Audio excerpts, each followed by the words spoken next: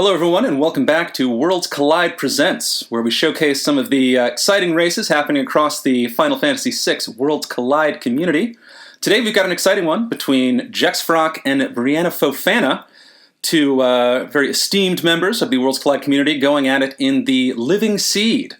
This is a little different from a standard race. The Living Seed is a constantly evolving flag set that every time it's run, both the runners get to change one of the flags. So the parameters are constantly growing and evolving, hence the Living Seed. So we'll see a little bit of wackiness in this race, I think. But the major goals are the same. As you can see, we're looking for 7 characters, 10 espers, 2 dragons required. Though you can do the KT statue skip, going right to the end of Kefka's Tower with 7 characters, 7 espers, 7 dragons. So interesting difference there. Be curious to see how our runners navigate this Living Seed, but we should be getting started right underway. So let's get this party started in 3, 2, 1. Let's get this party started, as Jex said. So, starting with 3 characters, we have Terra, Umaro, and Mog. So, fun split of characters. Terra with throw and natural magic. That is very exciting for our runners to see. Terra, of course, has excellent stats. Throw is an excellent command. So that is an extremely powerful character to have early on. Actually, one of the Living Seed flags is that Terra comes with natural magic. So very happy to have her in the party. Do want to point out, I am Fantastodon. I'm commentating this. I am commentating this after the fact. I am watching a recording, so I will be talking over Jexfrock, whose voice you may hear periodically throughout the stream, with apologies to Jex. But obviously you can check out his Twitch channel if you want to get the raw feed from him, as both of our runners are going through Narsh to start, doing some early looting. Obviously so important to find some early game gear to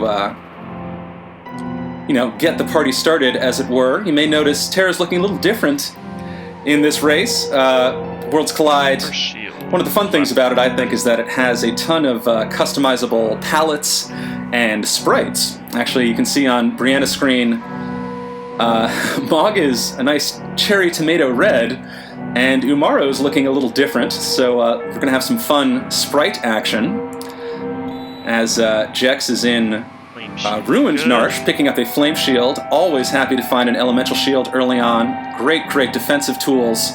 Obviously, Flame Shield provides absorption against fire damage. All the elemental shields provide elemental immunities, which is so important in Final Fantasy VI.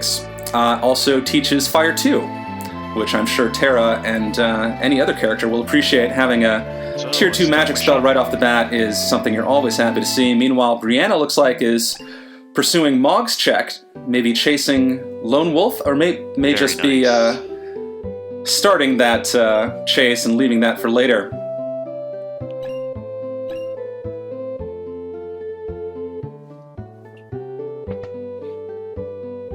But again, things will be a little different in this Living Seed. For one thing, as you can see on Jex's screen, shops are free. Everything costs 0, but shops all have their original vanilla inventories. So you can get some great deals, but you won't find any Illuminas or Minervas just for sale in a random shop. So this may be a little test of our runners' game knowledge, their vanilla knowledge, to know what shops to check out and what to avoid. But of course, there's no reason not to just buy $9.99 of everything if you can.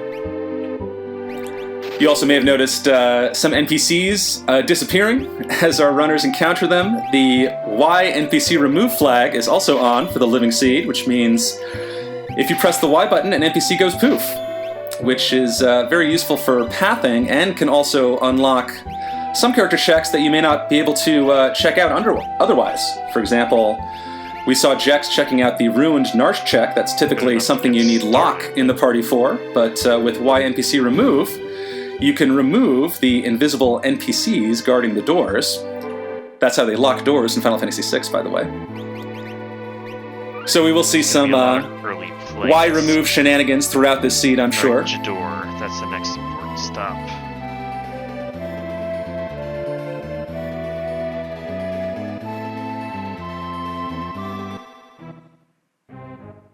And sort of an interesting split with characters in the early going. Terra, of course, has some very strong checks, and is always a character you're happy to have in your party. Mog and Umaro, meanwhile, both have 1 check each. Good for the so cause. you can get those out of the way pretty quickly, and then you're left with a whole lot of Terra checks if Mog and Umaro don't lead to characters.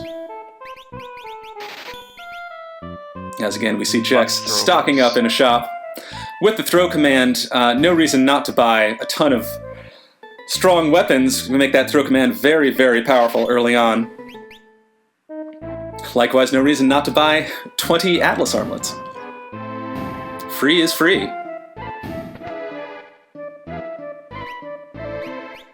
Another thing to point out with this living seed as we continue to watch our runners shop is that the no free progression flag is set to true, which means some of the quote-unquote free checks without any battles or boss encounters, will not reward characters or espers. They can reward some top-tier items from the reward item pool, but will not reward progression. So for our runners to move ahead in this seed, they will need to gear up, level up, and take on some fights. Very important item. As Brianna buys 12 Dragoon boots, why not? These free shops are pretty fun. Oh, Super Balls, a great find for Jex. Super Balls are about as random gets in Final Fantasy VI. They do a random amount of damage between 1 and 9999 to between 1 or all of the enemies on screen. And it's a pure RNG what it does, but it will hurt every enemy. It goes through defenses, so very useful item to have early on. Would not be surprised if we see Jex's Terra throwing weapons with the throw command and Mog chucking Super Balls just from the item command. Coliseum. As Brianna's finding the Flame Shield or Force Shield. I think Flame Shield is a good pick.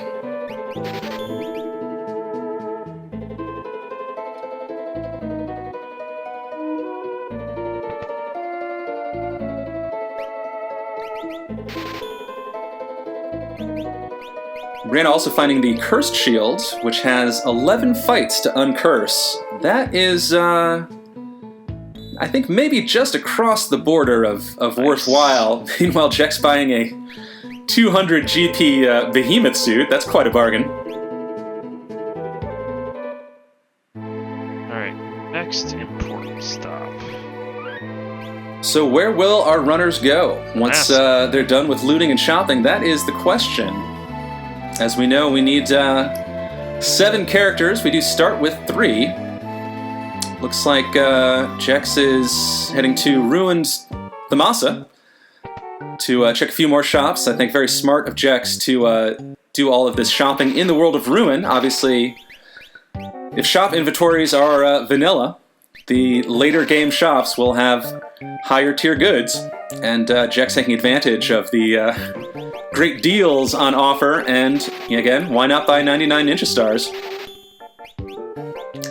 Meanwhile, Brianna runs into number 24 in the sky. Just a random encounter with the vanilla Doomgaze battle, and has to take a reset. That's some bad luck there. It's very hard to find that fight if you're looking for it, but it can sneak up on you when you least expect it.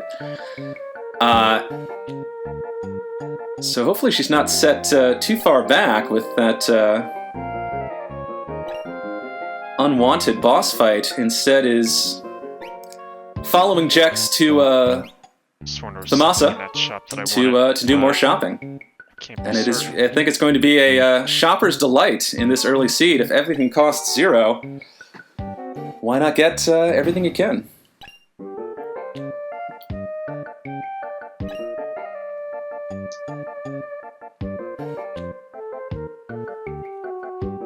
Well, it seems like... Though I'm excited to see our runners take on some fights before too long. We'd like to see what this Umaro sprite looks like. Want to see what our cherry red Maw Sorry, can Maw. do. As we see, does have a sniper equipped on Jex's screen. Sniper, a very fun weapon.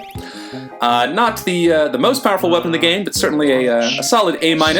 And of course does, I believe, triple damage to floating enemies. And there are many, many more floating enemies in Final Fantasy VI than you might think, including some enemies that very much do not look like they're floating. Running Atlas. So a sniper can be a very effective weapon.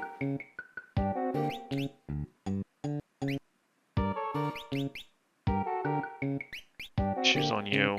You get the Marvel shoes, you're going to be front row. I do have to admit, these runners probably have better knowledge of vanilla shop inventories than I do, so I am just Sorry, Mog. along for the ride as our runners are flying around to different shops. We see Brianna in Miranda, I believe.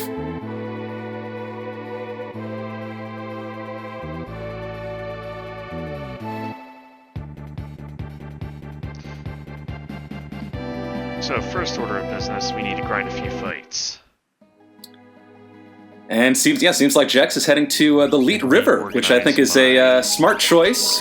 Again, with no free progression, you can't just go to the Sealed Cave and pick up a character or Esper there. Sealed Cave, a very popular check for Terra because it is so treasure-rich, but no free lunch will not give you anything to progress the seeds, so it looks like Jex is going to take a White Rotter rafting ride down the Leet River, which will oh, there is one. throw a few I never picked up. fixed encounters his way, and then a boss fight at the end. Or is he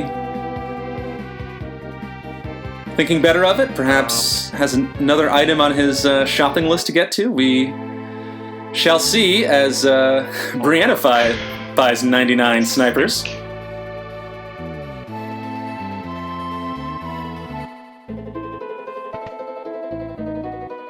Check these shops.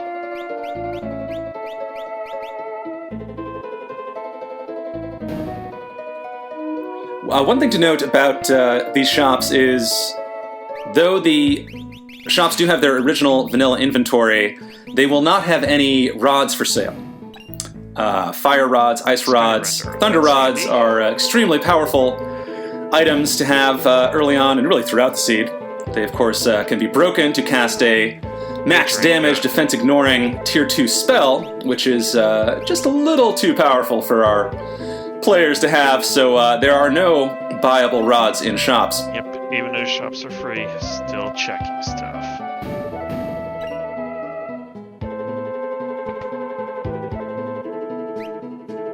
Yep, there it is. That's what we're looking for. Jack's looking for armlets and earrings, buying 90 earrings, again a bit overkill, but hey, why not? My three getting that jumbled. That's some high ticket. Some other flags to note in this living seed as we watch this shopping spree. One fun thing to note is that the dragons are mixed in with the regular boss pool. There are 8 dragons in the game. They're all sort of end-game optional bosses in the vanilla game. And 2 of them are required to get into Kefka's Tower. 7 of them are required to make it to the statue skip to go straight to the end of KT, but we don't know where they are.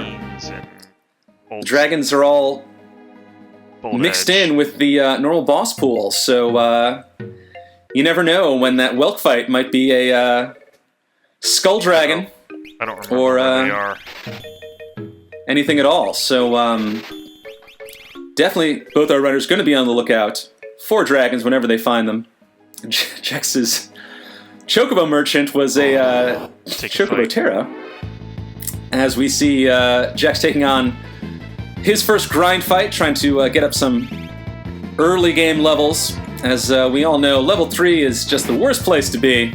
Really, your first 2 goals in any Worlds Collide seed is gear up and level up. And with all those free shops, I think he's decently geared to start and is now looking for those levels. As what is that, Umaru? Is that looks like someone wearing a Moogle suit? That's very cute. I like that.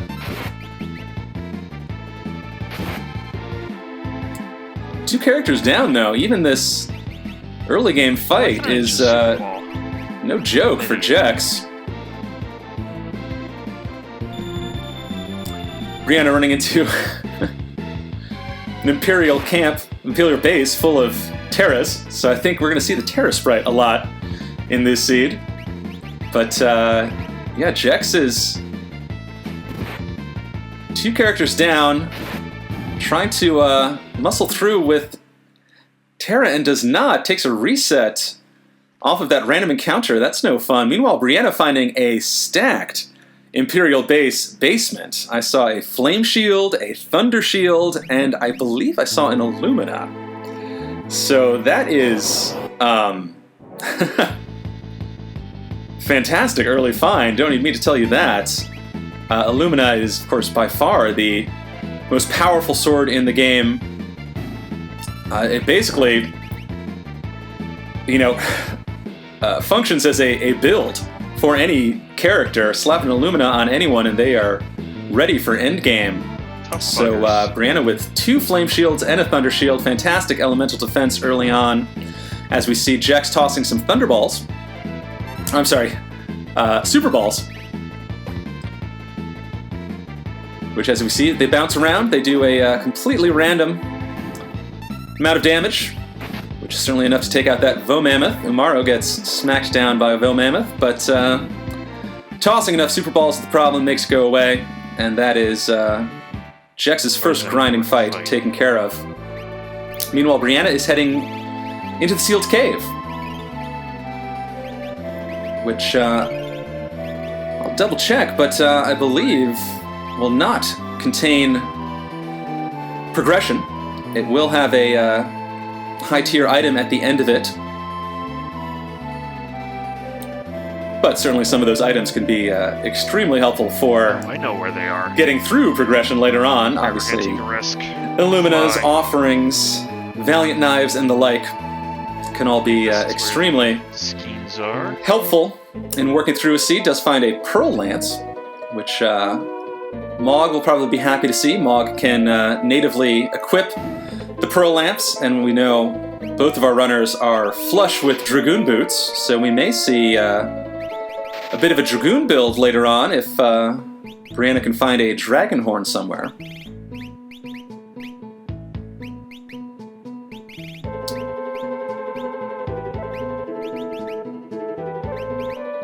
And I seem to have misread the no free progression flags, because Brianna does find Sabin at the end of the Sealed Cave. That is a great, great find.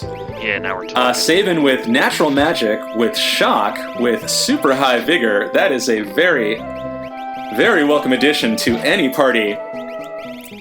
Sabin, of course, opens up a ton of checks. I think has the most checks in the game. Again, shock is General Leo's old command. It is non-elemental defense ignoring. It will hit anything. Having natural magic is a nice perk. Sabin will pick up some random spells as he levels up and the game goes on. And just being a very beefy character, put a good weapon in his hands and he will do work for you. All seed as Brianna takes a encounter in the Imperial base, running into one of the guards. If you talk to the guards, they'll pick a fight with you. And it's a fight Brianna's happy to take as Jex runs into 2 Imperial generals. Sort of an Imperial theme going on here.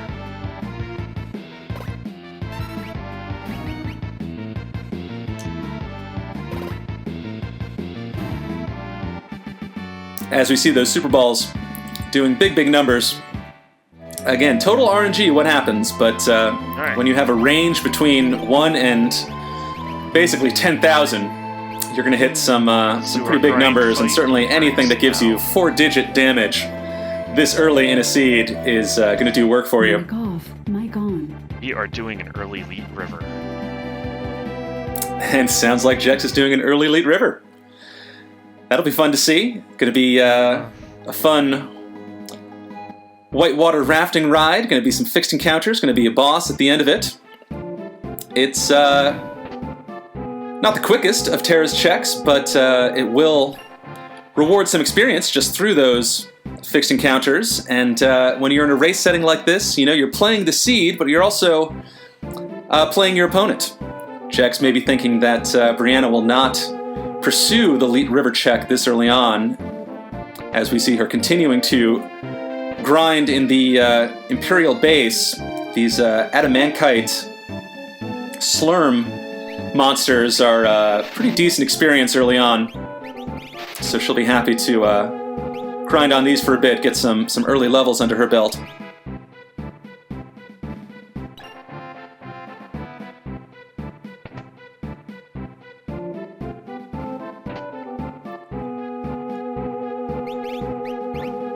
As we see Jex is about to make a quick save after he does some quick inventory.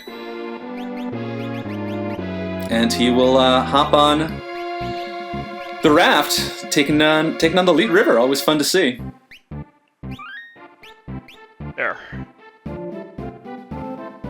Do it.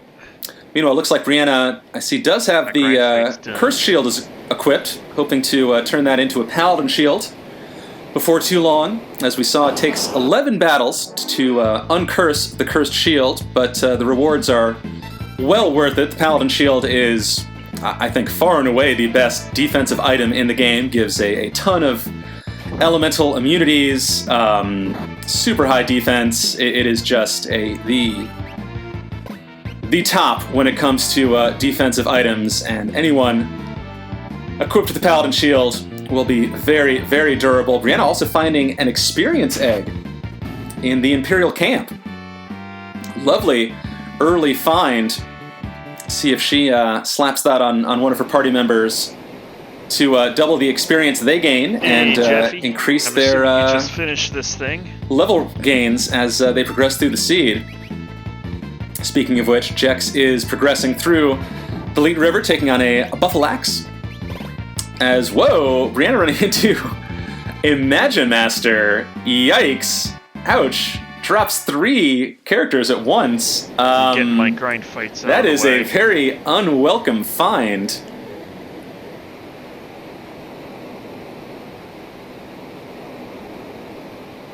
Should note that another flag that I didn't expect to come up this abruptly is 10% of random encounters in this seed will be boss fights. So Brianna hit the 1 out of 10, and it is a doozy of a 1 out of 10. Magic Master is I think certainly the most difficult boss in the game, as we saw kind of wipe the floor with Brianna's party.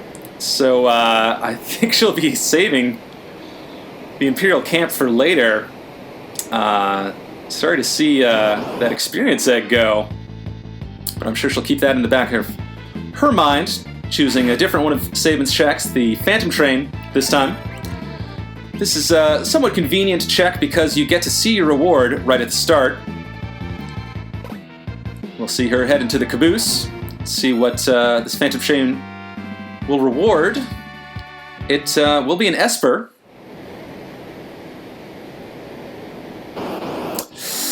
Which is, I think, very tempting. Magic Power 1.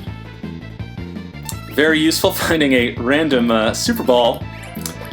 Increasing your character's magic attack, particularly someone like Terra, who I suspect will be casting a lot of spells later on. And, of course, we'll be tossing those Ninja Scrolls, which do damage based off of your magic power. So happy to see something that increases magic power. Pearl is, of course, a useful spell to have as well.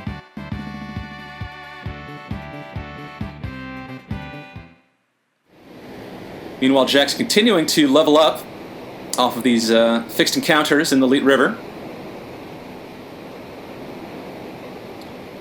And is doing a bit of a loop. Is he doing the old Nintendo power strats of just the infinite Leet River grind loop? May not be the best choice when you're in sort of a race setting, but perhaps he'll do a few loops just to level up. He has found some pretty manageable fixed encounters that are rewarding some solid experience Be interesting to see how many loops he takes. Guess just the one.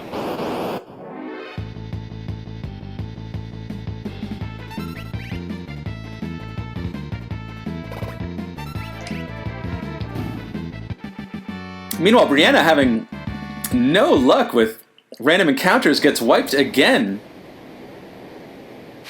Gets blastered out of existence. Blaster is a very frustrating instant death attack, and that's a tough setback for Brianna. Instead, choosing to go on to another of Saban's checks. Gonna take a hop off the edge of a waterfall, see what she finds.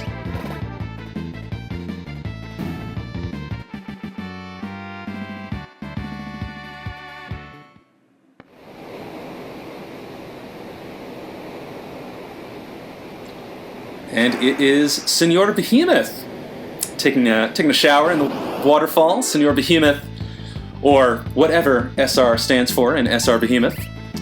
Nobody really knows. This should be a manageable fight for Bree.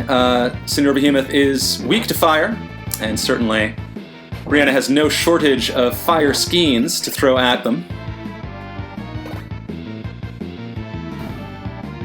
Also picked up Bolt 2 on Mog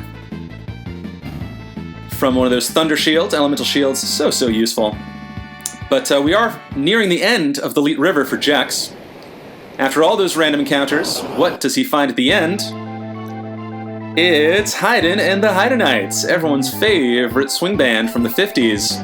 Haydn is certainly not a free fight. Want to make sure you can take out some of those Haydnites early on, or the accumulated attacks can be pretty painful. And I think one of them can zombify as well, which you never want to see. Meanwhile, Brianna having some trouble with Senor Behemoth. 3 out of 4 party members are down. And yikes, these fights have not been kind to either of our runners.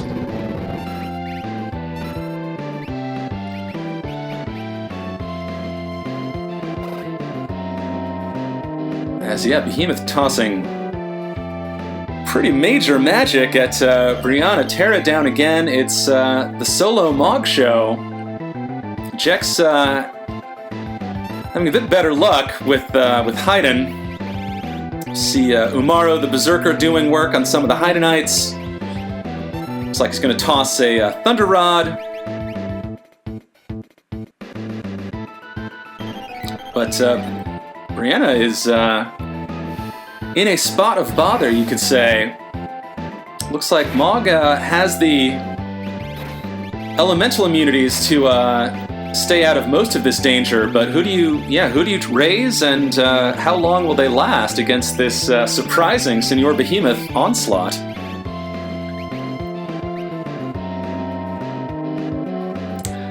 That is another reset, so yikes, these Saban checks have been just brutal.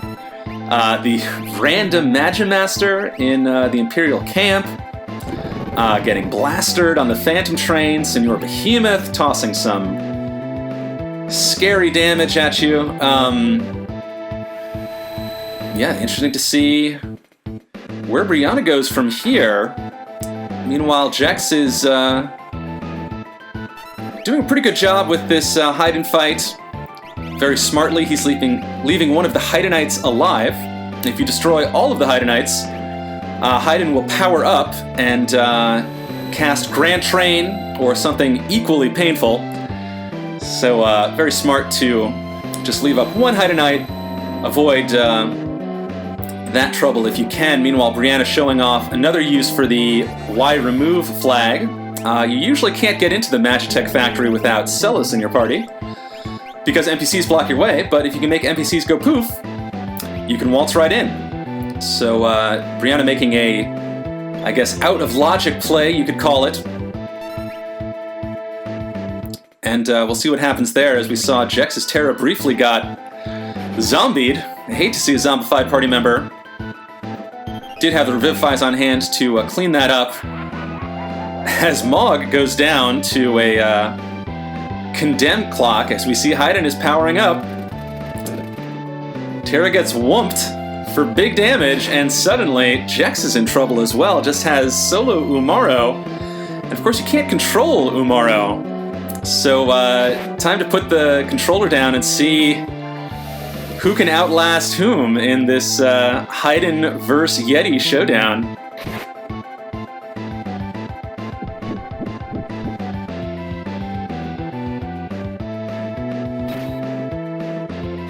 Brianna, meanwhile, continuing to take on some random encounters. Of course, did not do the Leap River, so she needs to find other ways to level up.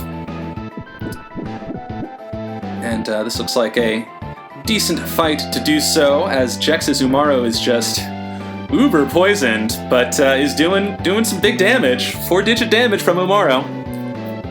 Obviously benefiting from those fixed encounters and the levels they provided him.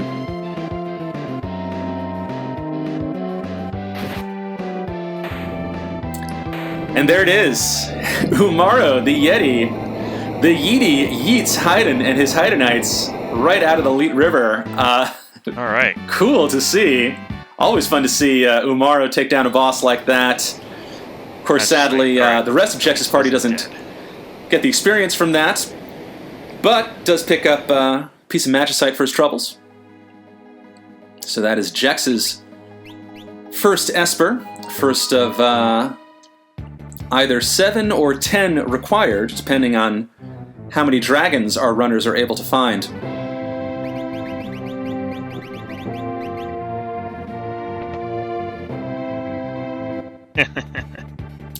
Jex doing a tricky little move there with changing the party to remove statuses, getting that poison taken care of so we don't have to watch the eyesore of a poison walk.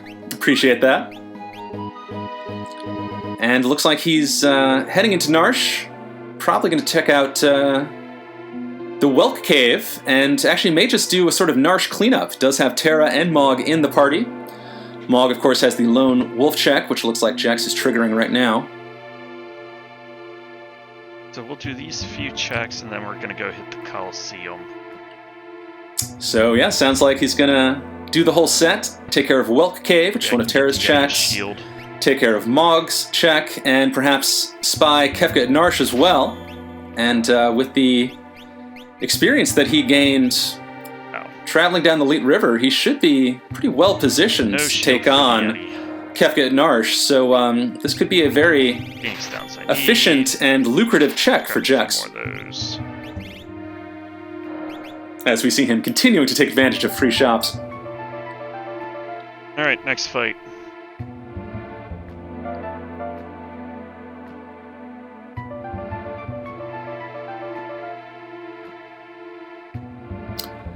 And Cyan poking his head out of a cave in the cliffs of Narsh, so we know that Umaro's check will reward Cyan, and we also see Cella's. So Jex is a Flame Eater away from getting a fourth party member. As we see his endless supply of Super Balls continuing to do work. It will do damage for a random amount, and it will hit a random number of enemies, as, oof, Mog gets obliterated by a Fire 3 from Flame Eater.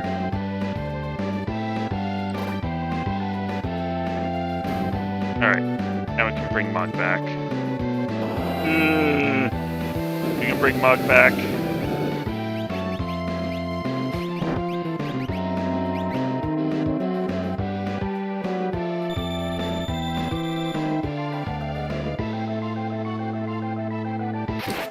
As Brianna runs into Doom, let me fire off a statue boss. This is pretty spooky early on. Does Brianna have the tools to take on big old Doom? She certainly has the fire skeins to do some damage there. As Jex continues to lob Super Balls at Flame Eater, does get the job done. So he will be very happy to add a fourth member to his party. As Brianna has Jumper Sabin doing some damage. And Curse Shield. One thing I should point out, which I actually didn't notice earlier, as we see Jex checking out Celis, she has the jump command. So, might see a lot of jumping in the seed if the gear and relics comply. Well, again, one thing worth mentioning that is making the seed so difficult early on is that all the enemies start 20 levels higher than they usually would. Every enemy gets a 20-level boost. So the reason you're seeing these early bosses sling these high-powered spells and being such a pain to take down is that they're all leveled up. So you see why both our runners put such an emphasis on the early grind.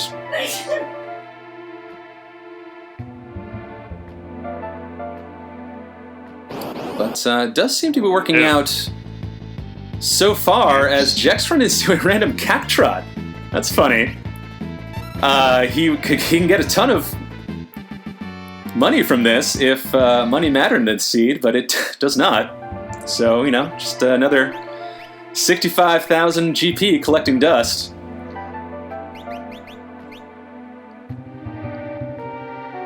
As Brianna continues to do battle with this statue boss.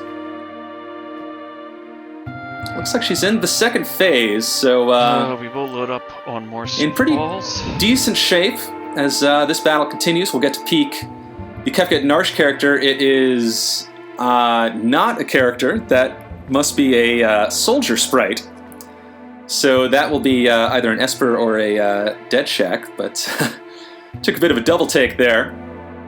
As Lone Wolf is holding on to a Guga Ghost, also not a character. Lone Wolf says, "You'll never get this boomerang," and indeed, Jex never will. Picks the reward instead, probably a good choice. And it is a Thunder Shield, nice. So not an Esper, but certainly he's happy to have it. Always happy to see elemental shields. Of course, we know Jex hasn't gone into the Imperial basement, so he doesn't know the wealth that lies down there, as Brianna takes down Doom with Terra at 0-0 on the Condemned clock. So that is a clutch win for her, is richly rewarded with some experience, and we'll get to see what the first Magitech check is. It is the Kieran Esper. So Brianna's starting to collect Espers. Kieran has life 2, which is very useful, though it seems Terra already knows it. And Jex is taking on Kefka Narsh for this non-character reward.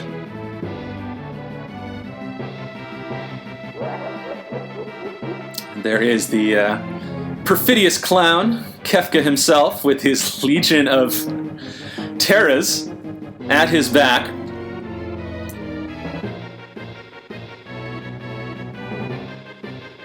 I suspect we'll see Jex clone army with a dodging this army of Terra clones with no problem, as Brianna makes her way up to the second Magitech factory, and it is a dragon. It is good old Dirt Durgan. This is a pretty spooky dragon, truth be told, as Jex also finds a dragon. So we've got dueling dragons on our screen here. Again, all 8 dragons are mixed in with the boss pool, hence why they're showing up in unlikely places such as this. Brianna very quickly casting Float on her party to avoid the earth magic that Dirt Durgan can cast. So smart play there, and Jex getting some high rolls on those super balls and obliterating the white dragon. That was a blink and you miss it dragon fight. So good luck there. Dragon down. Meanwhile, Brianna doing things the hard way. With no super balls at her disposal.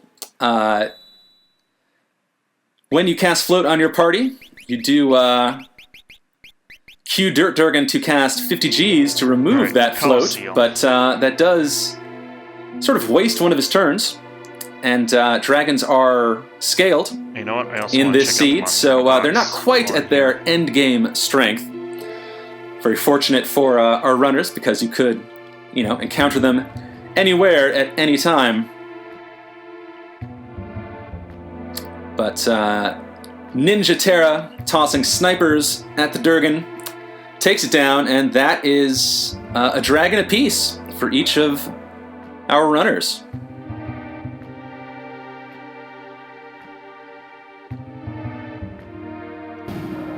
And another piece of magicite for Brianna.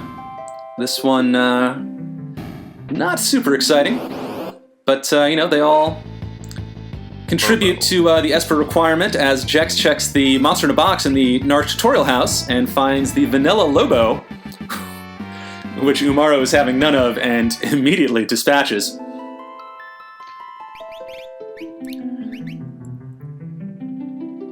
Brianna heading backwards in the Magitech factory.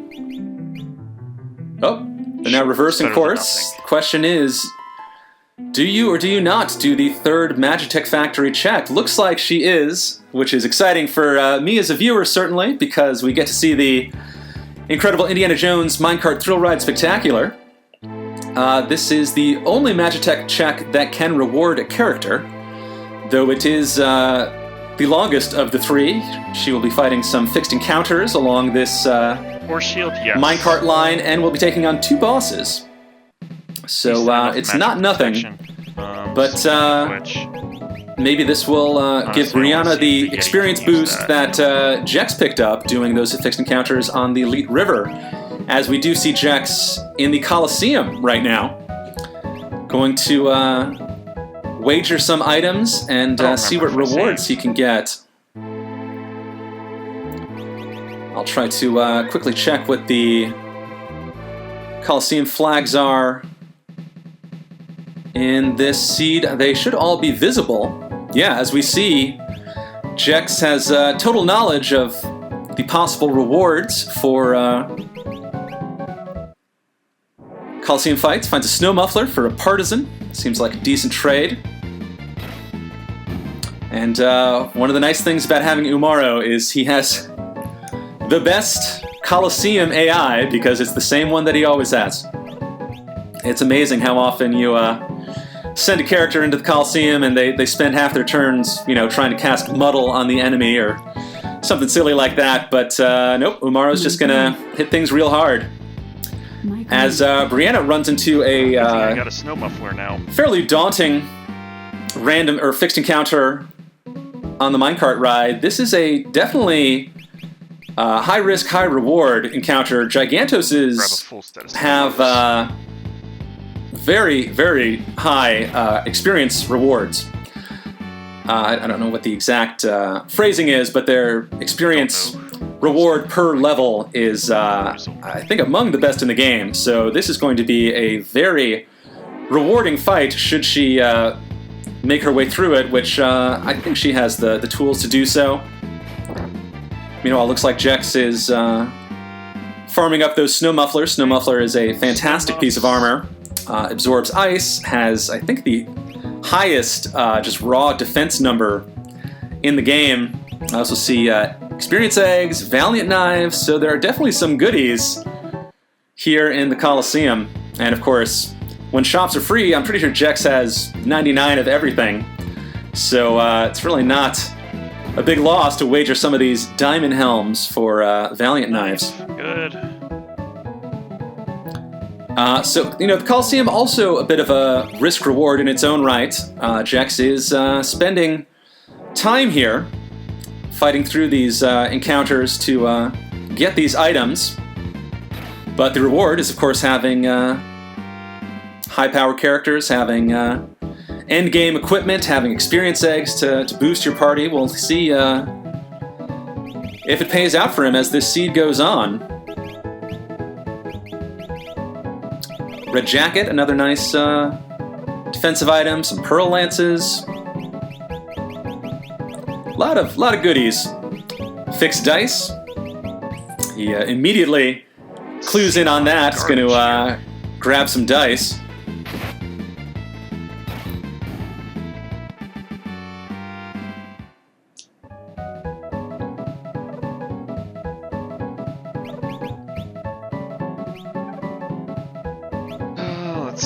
As Brianna continues to take on fixed encounters, interesting. Her Terra was invisible, and the Logomorph spell, I guess we know it now as it is, removed her vanish status. So that's a new one for me. One of the great things about Final Fantasy VI Worlds Collide is you learn something new almost every seed. Rags. As Brianna runs into Brontors. These are formidable foes, but also will yield some juicy experience. So these are pretty beefy fights she's encountering down here on the incredible Indiana Jones Minecart Thrill Ride Spectacular. As Jack's also picking up one more comb over. Atma weapons, I believe. Genji armor. Gonna grab a Genji armor as well. Very solid piece of armor. So Jex may be setting himself up for the rest of the seed here. If he gets enough of this endgame loot, there's really not much need to check future chests. So again, with the risk-reward, time spent here could be time saved later on. As Brianna is, I'm sure, approaching the boss at the end of the minecart by now. And it's another dragon, and the Stormdurgan, another kind of spicy dragon. You're generally, grab another Valiant you Knight. want to find the Feeling it. sort of major elemental dragons, if that's the right word for it. Your red dragon that casts fire, your ice dragon that casts ice. Generally speaking, you will have the tools to defend against sort of those primary elements more so than you will something like Dirt Jurgen and its earth magic, or Storm Dragon and its wind magic.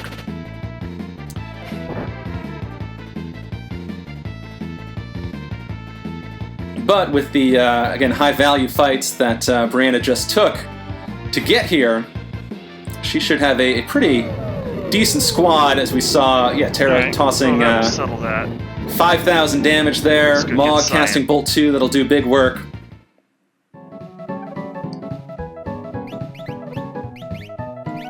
And that's another dragon down. So Brianna now has the 2 required dragons to make it into Kefka's tower. Again, we have sort of interesting requirements in this seed. It's a 7-10-2, 7 characters, 10 espers, 2 dragons to enter Kefka's tower. Or you can do the statue skip, which will take you to the final section of Kefka's tower for 7 characters, 7 espers, 7 dragons.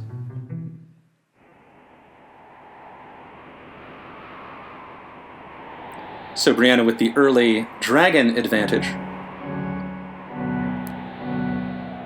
And at this point in the game, I think it is unlikely that Jex would do the 3rd Magitech Factory check. So that could be a It's good use. little advantage for Brianna throughout the seed, as Jex is working his way up the ruined Narsh cliffs.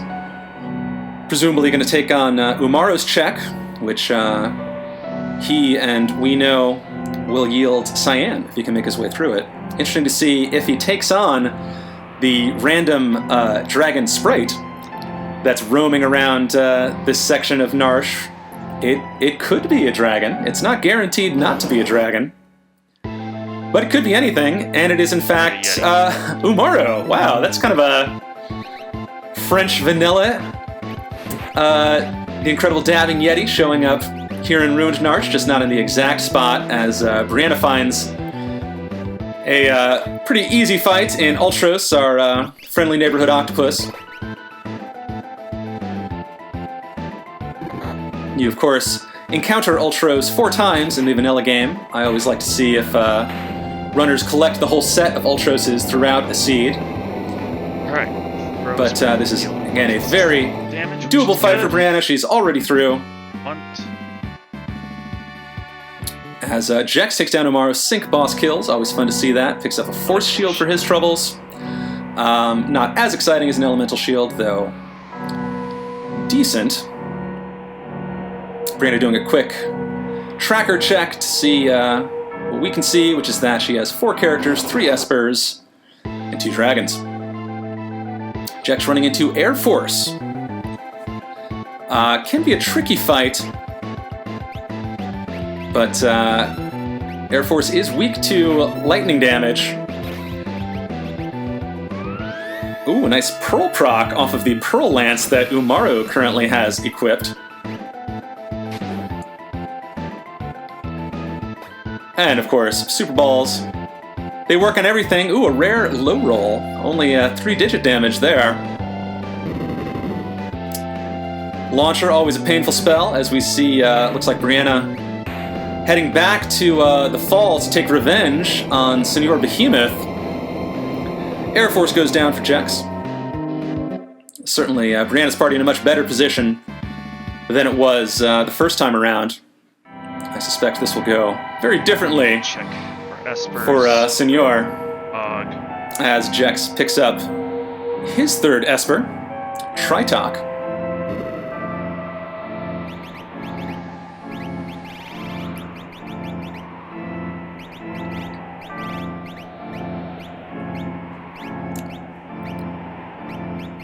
Oh, and the Raiden Esper, which I don't know if we saw before, but that is a pretty exciting Esper there. Fire 3, great spell. Does so much work. There's so many bosses that you can just cut open with Fire 3. There's some bosses, Tritok comes to mind, that you can only damage with fire. So having the most powerful fire spell is certainly appreciated. Well, all right, except for Merton, but Fire 3, very good spell. X-Zone, a nice instant death spell, Oh, I'm and an idiot. certainly useful to have an instant death spell, because there are some very spooky enemies that can be instantly killed, as Brianna does get revenge on SR Behemoth. Happy to see that. Jex going back up to check out that monster in a box, obviously looking for Katana Soul, but Pugs is a decent consolation prize, as it were. They have a chance of dropping Minerva's, a fantastic piece of armor. And you can also steal Minerva's, though I don't believe he has any characters capable of stealing. Meanwhile, Brianna finds Bannon at the bottom of the falls. Another redone sprite. Interesting to see who or what this is. It's Go-Go. Ah. Very clever. Go-Go with just pitiful stats, by the way. I think he's going to be staying on the bench. There are a few fan theories for who or what Go-Go is. Some say Go-Go is Bannon, who somehow survived into the world of ruin. Some say Go-Go is Emperor Gustal, in hiding and in shame for what he did. Some say Go-Go is a retread from Final Fantasy V, because they had a character named Go-Go in it who was a mimic, but I'd love to see anyone else's fan theories for who or what Go-Go may be in the comments.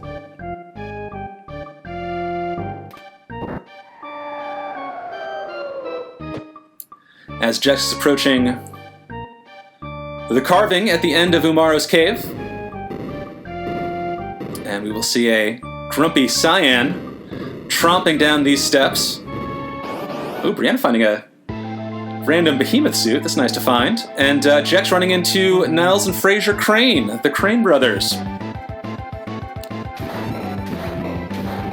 One loves bolt magic, one loves fire magic.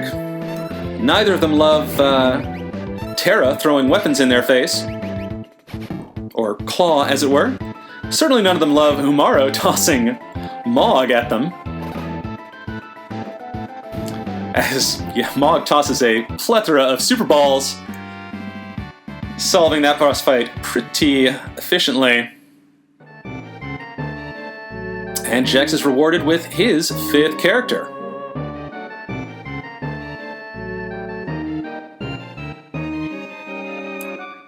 So very cool to see the divergence that both of our runners have taken. That is a pretty sad Cyan.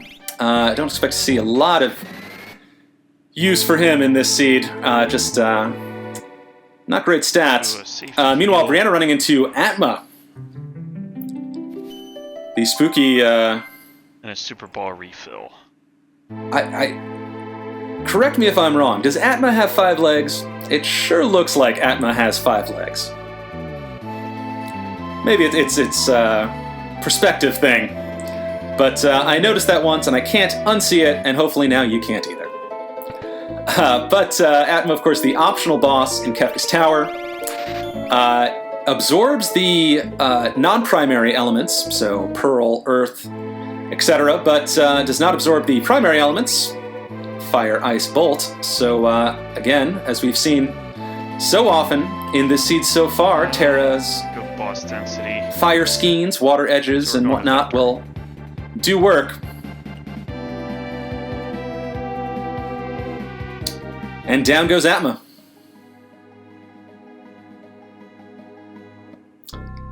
As we see Jex entering Vector, having the same thought that Brianna did earlier, but of course does have Celis in the party, so no need to remove, get those NPCs out of the way, is doing it in logic, as it were. And we shall see whether Jex chooses to take the minecart ride as well.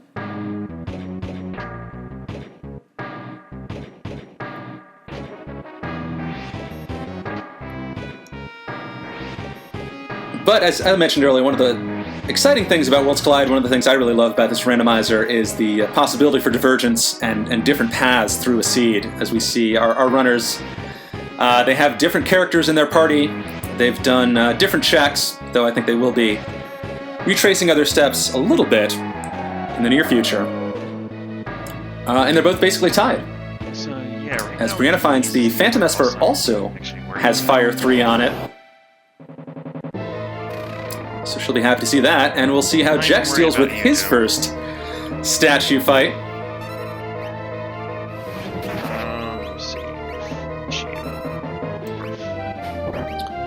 Probably not too worried, as we see that Umaro is pretty beefy at this point, doing very respectable damage. Obviously Terra will be tossing flame sabers at Doom. Doom does not like fire. And again, super balls for days.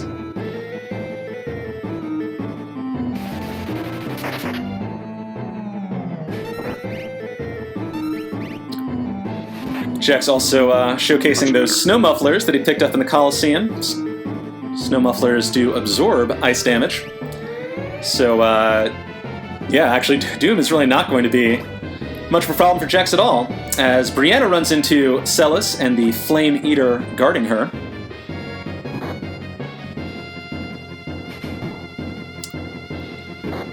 One of the oddities of Flame Eater is that Flame Eater is weak to ice, but is not weak to water. So those water edges Brianna's Terra is tossing are just doing normal damage.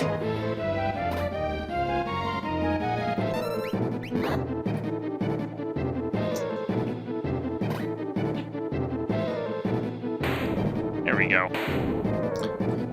But down goes Doom for Jex. Handled that with a minimum of fuss.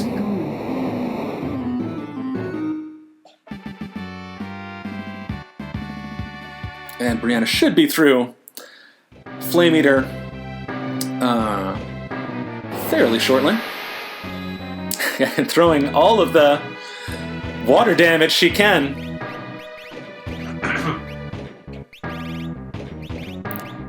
And it does the job. Flame Eater's down. Brianna will be adding Celis to her party. Jex attempted to put the Valiant Knife on Umaro. That would be fun to see. Valiant Knife, a fantastic weapon, one of the strongest weapons in the game, really shines in the late game. It does defense ignoring damage, so it will damage any and anything it hits, and it does damage. It does additional damage equal to the amount of HP you are missing. So if you have 2,000 max hit points and 1,000 current hit points, it'll do 1,000 extra damage. And as your characters level up, that can really, really add up. As Jex taking on the Dirt Durgan, got hit with pretty nasty. Wow. Honed Dust doing 0 damage on Mog. That is some beefy defense there.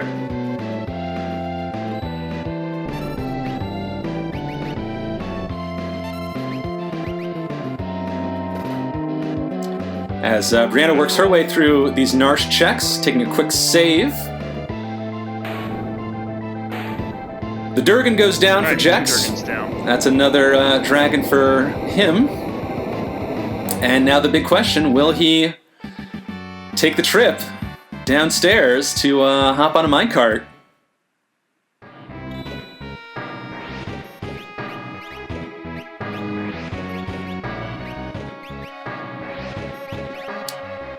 As we know, the Stray Esper, not super exciting. Brianna picks up another Thunder Shield, so between her early looting and the Imperial base and this, she has a full complement of elemental shields.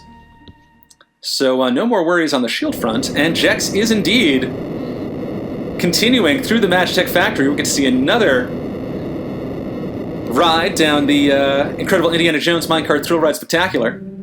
Always love to see that. Get to showcase the Mode 7 graphics of the Super Nintendo Entertainment System. Cutting edge in 1994, let me assure you.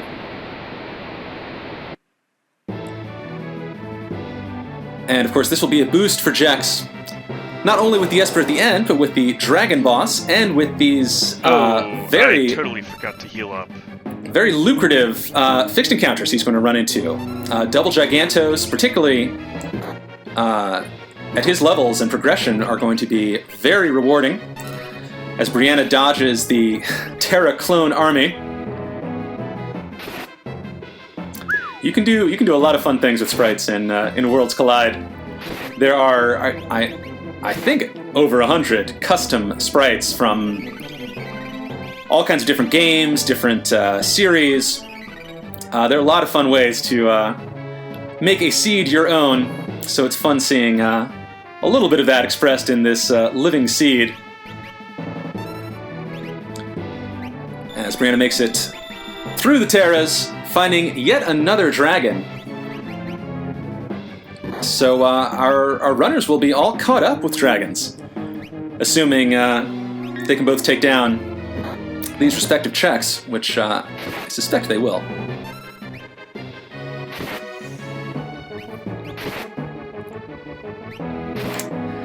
Youch! Those Gigantos is not going down without a fight, though. And getting some low rolls on... God, look at this. Tank Mog. I have to see what Mog has equipped. I missed it earlier, but Paladin Shield Snow Muffler? He has maximum defense, taking 0 damage. That is just absurd. And very fortunate for Jex as well, because half of his party is down. Meanwhile, White Dragon is down on Brianna's screen.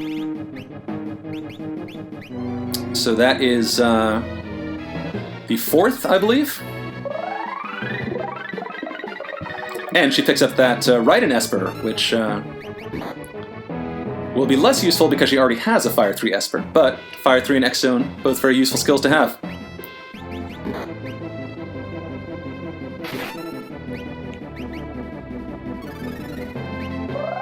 As Jex's Mog continues to tank hits, alright, we're fine. Giving him the time he needs to pull his party back up and make sure they all reap the rewards with experience. That was 83,000 experience. That is massive. That was definitely a fight I wanted to win. That was a lot of levels. It certainly was a big level boost for Jex. Brontor is also going to give some levels if he's willing to take it, but says, no thank you, I'll just warp out.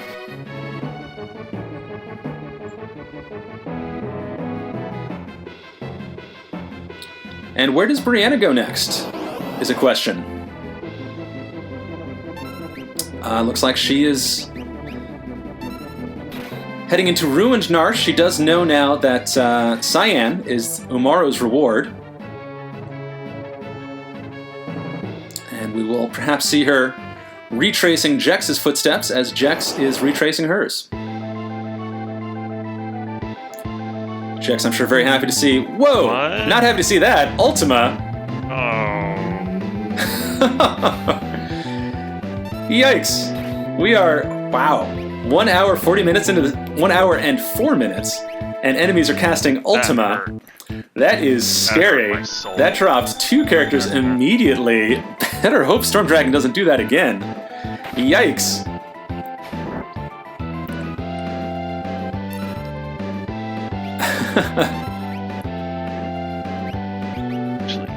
Well, he is, boosted from the levels he picked up along the way, but doesn't really matter when Storm Dragon is dropping a character every time it attacks. We get a Pearl Lance proc from Umaro. That'll do something. Life 2, very useful to have. We'll pull a character up with full health as Brianna checks out the Ice Dragon location, which is the French vanilla Umaro. Yeah, Jex very happy to have these Life 2, Life 3 spells running into a very, very scary dragon fight. Praying to Super Ball RN Jesus over here, doing a decent hit there. And of course, Throw Terra will do her part. Umaro, Oh yeah, he is. doing its part with these Pearl procs. As we got a quad 9s Not out of anymore. Terra, and Storm Dragon goes down. Yikes, that was a little scary for Jex, running into a Ultima spell at the end of the minecart ride, no less. So would have had to do that all over again if he'd taken a wipe. So that's Fortunately my makes it third through, dragon. and also fortunately gets a free health refill between these boss fights. Coming up. Or my levels. And wow, got to look at Jex's levels there. Terra is level 57. The rest are in high 40s. So these are very, very powerful characters now. Sadly, Ultros is going to feel the brunt of that.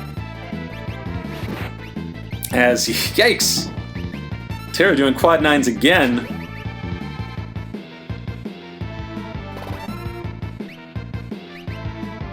Brianna takes down her Umaro fight.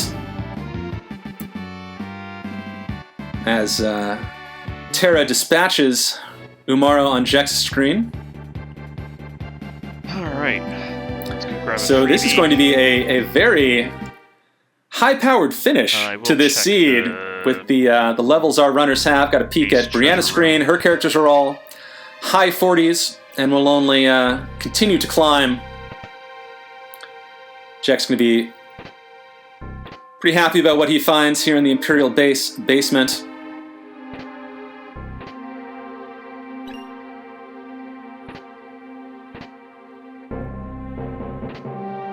Lots of elemental shields. And I apologize, I misspoke earlier when I thought I saw an Illumina in the Imperial base. It looks like it was a Titanium that I misread. So apologies for that. Certainly Brianna would have been using an Illumina if she had found it in the basement. But still, 2 elemental shields, Alright, we're nothing to scoff at. going to skip Air Force goes down for Brianna everything for as she continues to work through Umaro's check, as we see Jex is taking the direct route Unless the chest in the is sealed cave. literally Not going to away. spend a ton of time cracking open chests. There's really not much that he would need at this point. There are always, a few nice to haves, a few things that turn a 9 out of 10 into a 10 out of 10, but you don't want to spend too much time digging for those in a race setting like this one.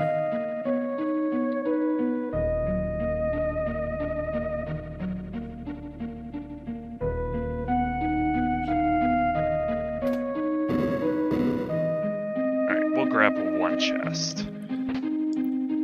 I also like how both of our runners have kept Umaro in the party. I don't know if that's a pre-race agreement between them or just, Mic off.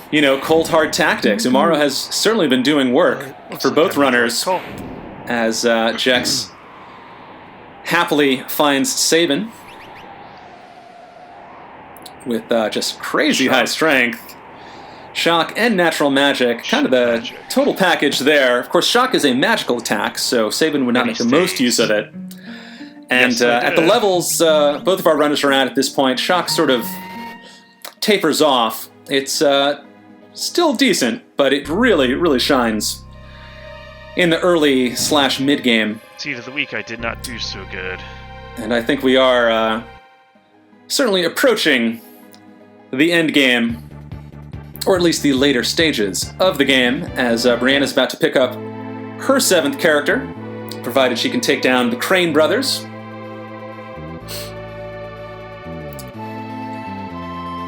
And Jex looks like he's heading into Cyan's Dream, which, as we all know, is arguably the most efficient check in the game, yielding 3 rewards for the price of 2 boss fights. So, smart play by Jex. And of course, 2 of the 3 checks in Cyan's Dream cannot reward a character. I think I So hoping accidentally to, opened a couple of chests. Grab a few Week. more espers. Obviously, we'll need a few more to complete this seed. I stayed mostly away from it. As Brianna's Terra doing quad 9s, tossing a water edge at a machine. Machines don't like water, as anyone who's dropped a cell phone in the toilet can surely attest. Meanwhile, Jack's running into tunnel armor. Not much of an issue. Not much to say about tunnel armor, because he will probably be dead by the time I finish this sentence, which I will continue talking for a little bit. Well, Jump is going to slow it down, but there's Umaro to finish off tunnel armor, and it's already dead. So there you go. Tunnel Armor, not the weakest boss in the game, only because Leader exists. And if you remember from the vanilla game, Leader is a plot battle that you're supposed to win. Anyway, Jack's finding Rama with Vanish is nice. Nothing too exciting there. Something I'm sure both runners have in the back of their mind, something you're always thinking about when you're working through a Worlds Collide seed is, do I have protection from the Calmness attack, and do I have any way to inflict Espers Mute? are mostly garbage. I haven't seen either of those yet, but there's still plenty of seed left, and plenty more espers to find. Hey. And it looks like Shadow is hanging out in Cyan's head. As a welcome find, that will be Jex's 7th character, provided he can Bad habits. make it through this spooky nightmare. And Brianna is hot on his heels, also entering the dream. She will be less excited to find Shadow, as she already has the required 7 characters. Though Shadow does have some decent checks.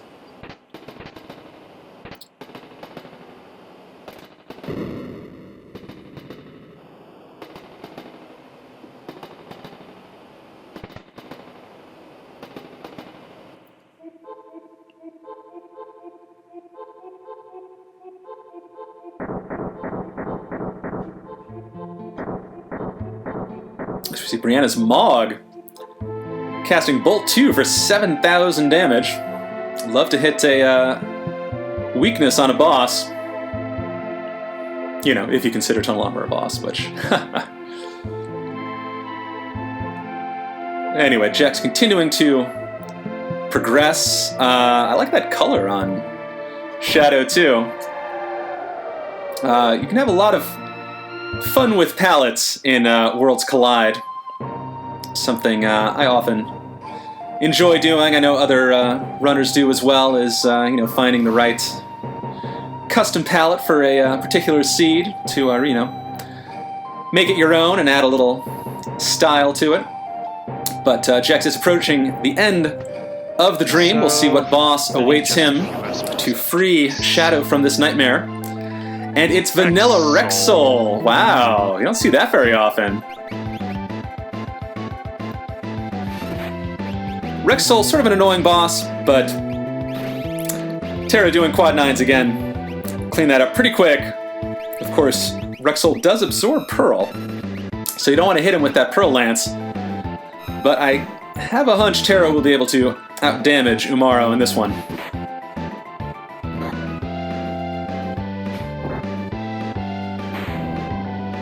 And in fact, Umaro redeems himself. Sweet. Rexel goes down. Jex has his 7th character, as well as whatever the bonus 3rd reward will be on the throne room once he gets out of the dream.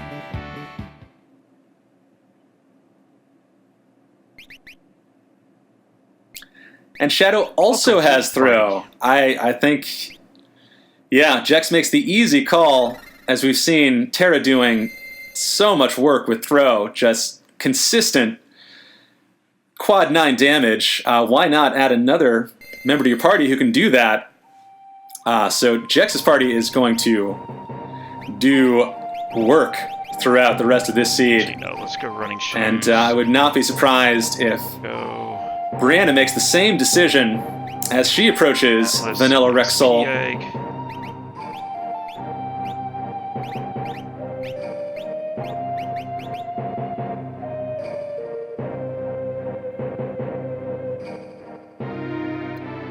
As we see, Brianna didn't do quite as much throw shopping, or shopping for throw items, as Jex did. We see Jex has that big stack of elemental swords as he picks up another Esper with Merton and HP plus 50%. So decent Esper at that. But again, yeah, Jex has been doing work with the elemental swords, the blizzards, the flame sabers, etc. Brianna has not had that at her disposal. But tossing snipers still does a number on Rexel. He is down.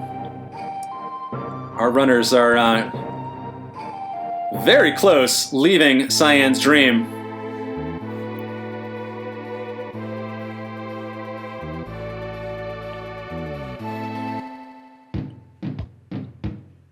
As Jex goes immediately to one of Shadow's checks, the Cave on the Veldt. This is one of those very nice checks that you can peek at before you take on the boss. As it looks like Brianna also decides to add another thrower to her party. Makes sense, particularly when everything's free and our characters have 99 of whatever they want.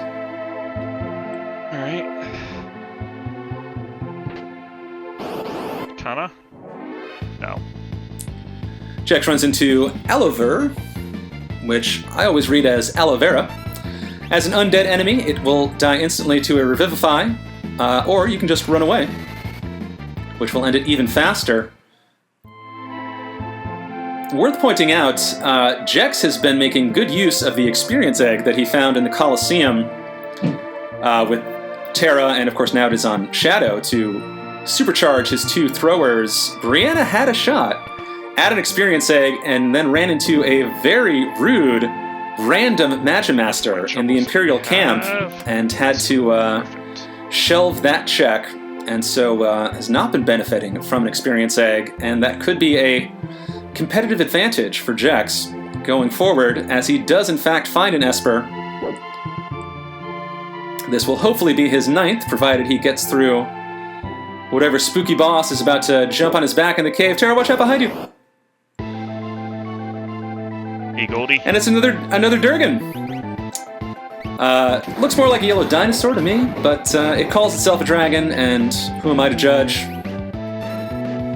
Gold Dragon, the lightning dragon of the 8. And yeah, double your throwing, double your fun on Jex's screen. This is going to be a theme throughout the rest of the seed. As you can see, it is very effective. Yellow dinosaur goes down. That is another dragon for Jex. That is, I believe, his 5th, which puts him tantalizingly close to the 7 dragon requirement to skip to the statues in Kefka's Tower and not have to slog through the first 2/3 of it. Esper number 9.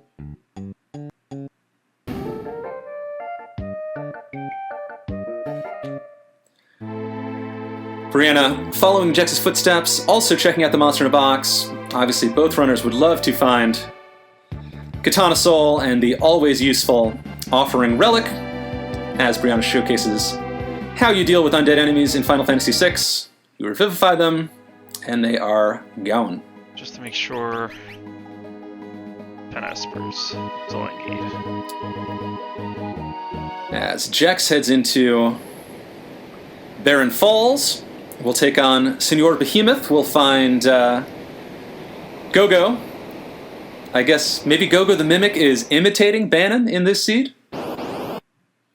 Either way, it is not the Esper that Jex is looking for, and not the dragon fight he may be hoping for.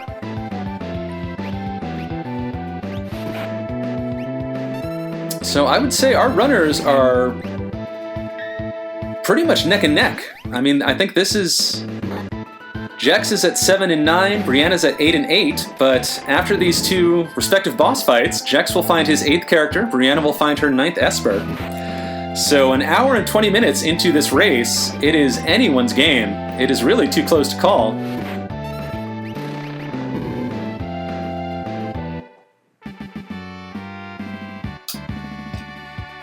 More levels for Shadow.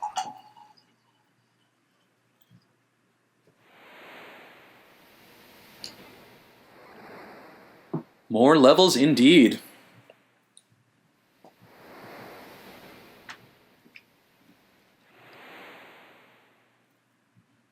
I think maybe Jex's real edge in this race, if he has an edge, is the stack of throwables that he has. I think he's made fantastic use of the elemental swords to hit boss weaknesses, as Brianna has certainly been doing work, tossing the snipers and whatnot, but Jex has had a bit of an edge. Not super thrilled to find Gogo, I'd imagine. Well, that's another throw character. Though he does point out, for those of you who can hear Jex's commentary, Gogo can also throw. So, activate Throgo. Just have 3 throwers. It's worked so far. It will probably work till the end of the seed, though I don't know if Jex is going to commit to that switch. Instead, he's heading to Doma Castle in the World of Balance for another quick cyan check. Get to peek if this is a character, as Terra takes on the clone Terras, led by head clone, slightly different colored Terra, and finds Chatternook. Oh. Don't like you. Never happy to see Chatternook. One of those bosses that's more annoying than difficult. Fluctuates between the lady form and the demon form. You want to attack the demon form, you don't want to attack the lady form. As Brianna is heading up Mount Zozo. Another one of Cyan's checks. No need to buy Rust Rid when you have Y NPC remove. As I mentioned earlier, I think all of the locked doors in Final Fantasy VI are in fact invisible NPCs standing in front of the door. And if you can remove the NPC, you unlock the door. As, yikes, Shadow doing quad 9s. Oh my goodness. Almost feel sorry for Chatternook. Adorable. But I don't, because he's so annoying. Meanwhile, with all of the elemental protection that both our runners have had access to, including 2 Thunder Shields, Chatternook's thunder damage not going to do a lot. Brianna finds an old man with a mohawk at the top of Mount Zozo. It is Strago. Strago probably not who you want to see at this point in the race. It is a extra character. It is a superfluous character for Brianna. And as we all know, Strago's checks famously kind of suck. So hopefully, or I would imagine Brianna is hoping that she won't have to pursue some of Strago's checks. It does start with vanilla lore. That's fun. But I don't think lore will hold a candle to the throw command in this seed. Really, Chad? As Brianna's choosing to double down on Zozo and do Terra's Zozo check. As that was pretty beefy. Chatternook finally goes down. But I don't know how many quad 9 attacks it took. So that may be a sign for the remainder of this seed that the bosses are going to be putting up a fight. Still, the clone terrors run away. Jex is through. Jex finds a 10th Esper. And with the dragons down, that fulfills the requirement to enter Kefka's tower. Will Jex choose to do so, or will he gamble on finding the last few dragons needed to skip right to the end? As we see his Terra level 65. My goodness, those are not levels you commonly see in a Worlds Collide race. But thank you, Experience Egg, and thank you, Super Ball refill.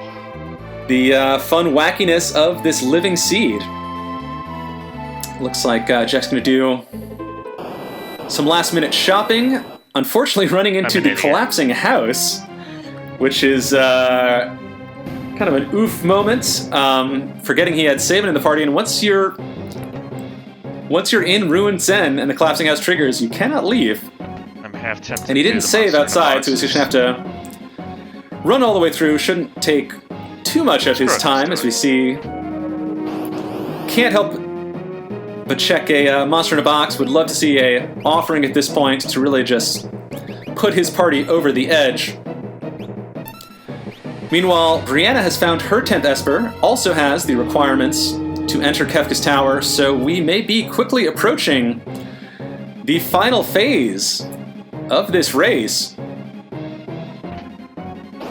Jack's checking one more monster in a box. I believe this is the vanilla encounter of the PM Stalkers. And while he's dealing with that, Brianna, heading into KT, wasting no time at about a minute 25, will be taking on the entirety of Kefka's tower. And we shall see how it goes. Obviously, this by no means means the race is over. Kefka's tower is a huge chunk of the game. It is a massive final dungeon. It has a boss gauntlet. It has, of course, the final battle itself, which is its whole other thing that we'll get to when we get there. But Brianna definitely with a bit of a head start.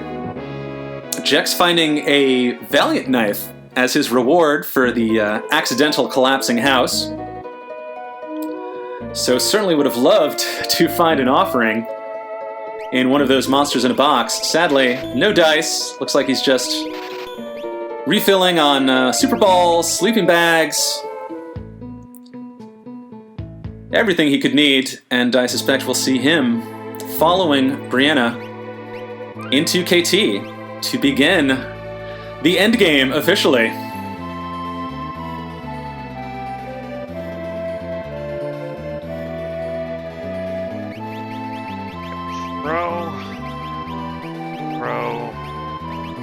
Yes, I will break you. While I'm sure both runners would have loved to have been able to take the KT skip and go right to the statue fights, I think both of them intelligently making the call that it's probably not worth the gamble to hunt for 2 dragons when they are scattered throughout the entire boss pool. As we see Brianna first with this very cute Mog suit sprite making her way down the first path of KT.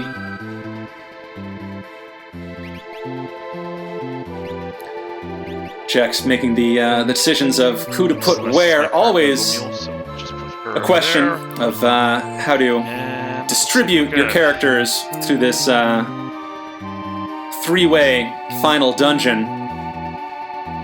Generally, you'll see runners put their strongest party in the 3rd slot, as that can take on more boss fights than the rest of the paths. But yeah, here we are. The final dungeon, Kefka's Tower. And what a final dungeon it is. It is a gauntlet in every sense of the word. It is physically just a very large dungeon. It takes a while to traverse. There are I believe, 5 bosses, a 6th optional boss, 2 optional dragons, and then the final battle itself at the end, which is its own 4-phase mega battle gauntlet in its own right. So still plenty of game left, and a lot that can happen. As we saw Jax outfitting Gogo to be another thrower, Throw Command has done so much work this seed, and I suspect it will do more before this seed is done. As Brianna passes by that dragon, no reason to check dragons now. All these characters are super high level.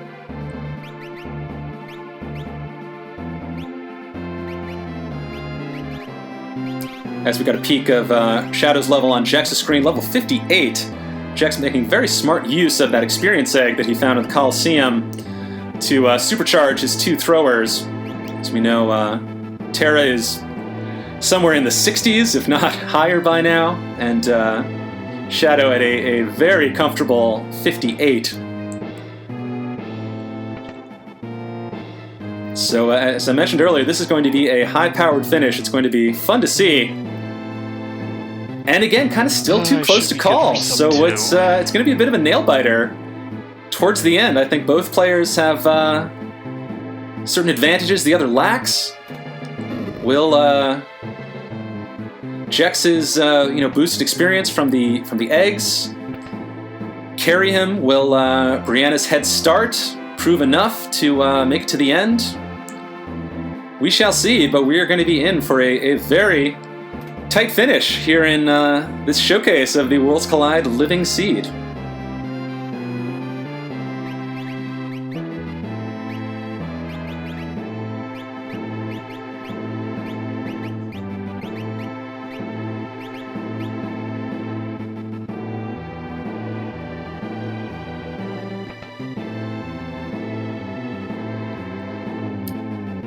Brianna taking on the first boss of KT, and it is Vanilla Inferno. That is our second pure vanilla boss of this seed. That's kind of wild.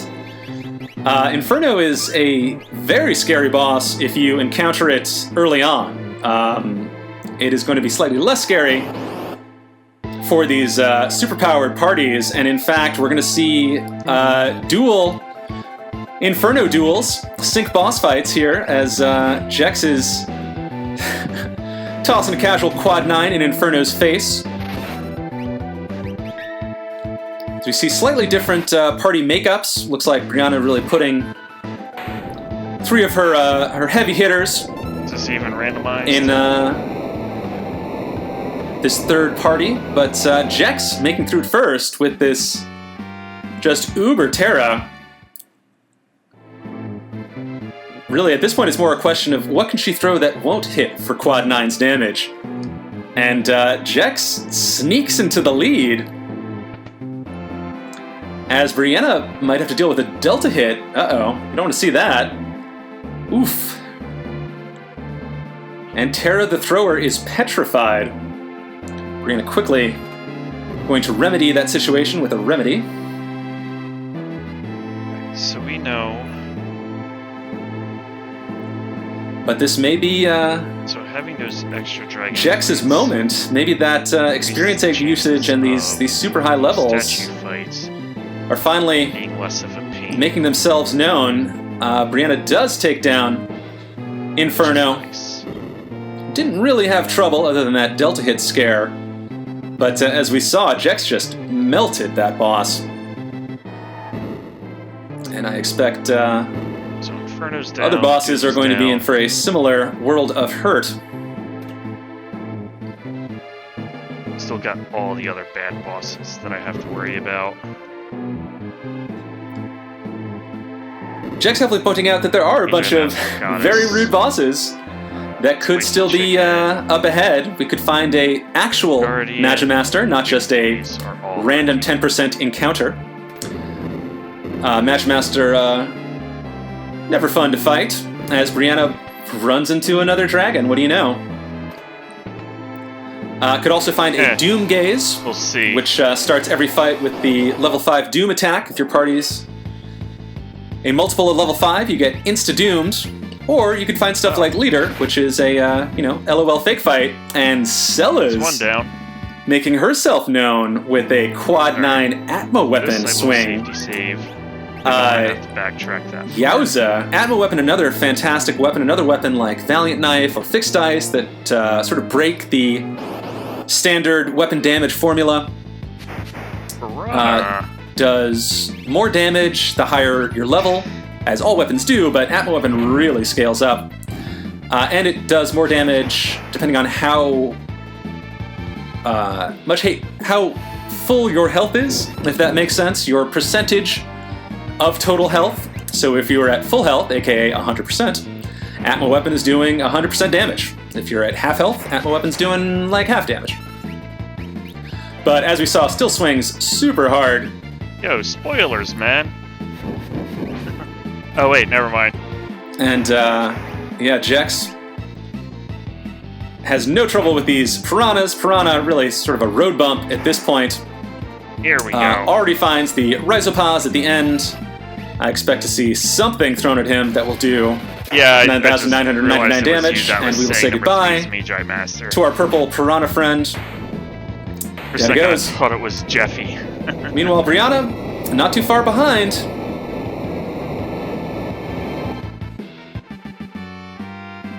Doing the weights and switch puzzle? I don't know if you'd call it a puzzle. The 3-lock section. But Jex is not slowing down. Not even saving, has no fear. As we see what Cherry Red Mog will encounter. I don't know, maybe. And it's a Welk, so I think Jex was a little worried about finding some of the more dangerous bosses in this boss gauntlet. Instead, he's found all of the Cream Puff bosses. Leader, not even technically a boss fight. I mean, I guess technically a boss fight, but barely a boss fight. Welk is, of course, the vanilla first boss you fight in the game. And down it goes to Go-Go as Banon. Or is that Banon as Go-Go? Throwing a sniper. Doing the job. I wonder if Jex's final party is going to be 3 throwers. Seeing how effective it's been, it's hard to argue against it. Now a safety save. Meanwhile, Brianna takes care of LOL Leader. On to the next one. And we get to see on Jex's screen the final boss in this boss gauntlet. Will it put up a challenge? Not really. It's Thank goodness. I put a little thrower in scarier every row. than Welk. And Tritalk can be difficult if you don't have the tools to take care of it. It is basically immune to all damage except fire damage. Steven's got a Valiant. But of course, the throw command ignores defense, as does shock. So Tritalk, not long for this world. Down it goes. Not that it matters. Brianna checking the validation chest, finding a silk robe, finding her piranha fight. So Brianna not far behind, but Jex has nothing standing between him and final Kefka.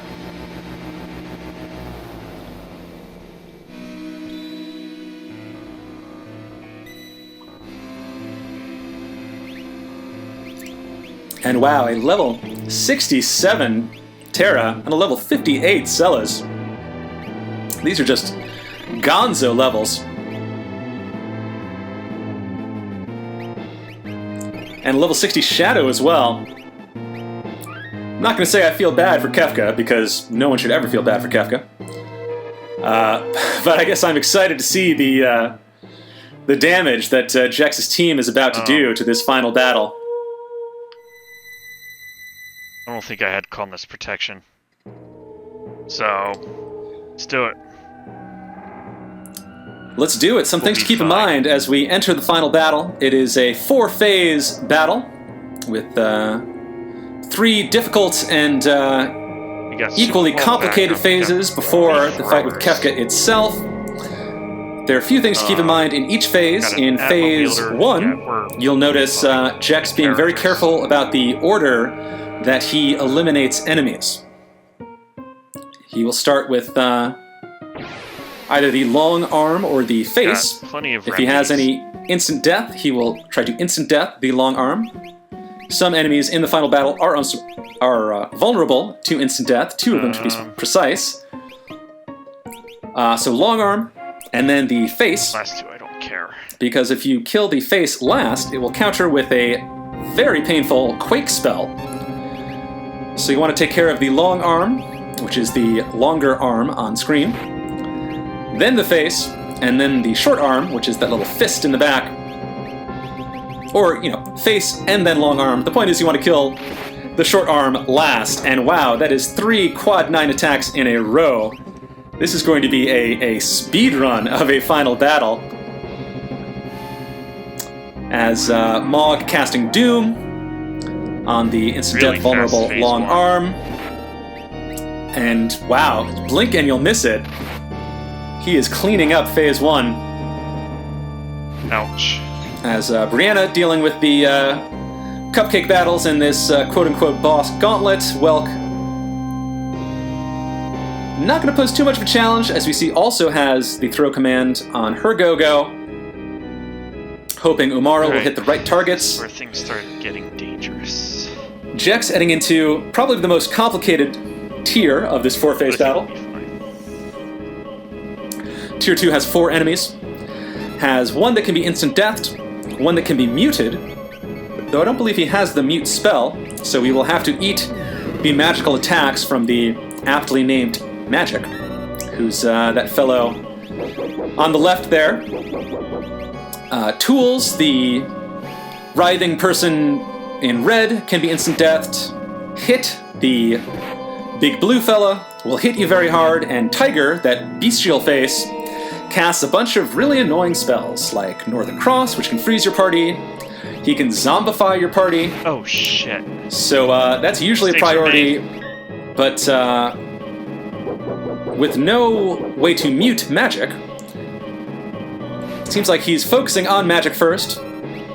Not a bad idea, and still putting out just bonkers damage.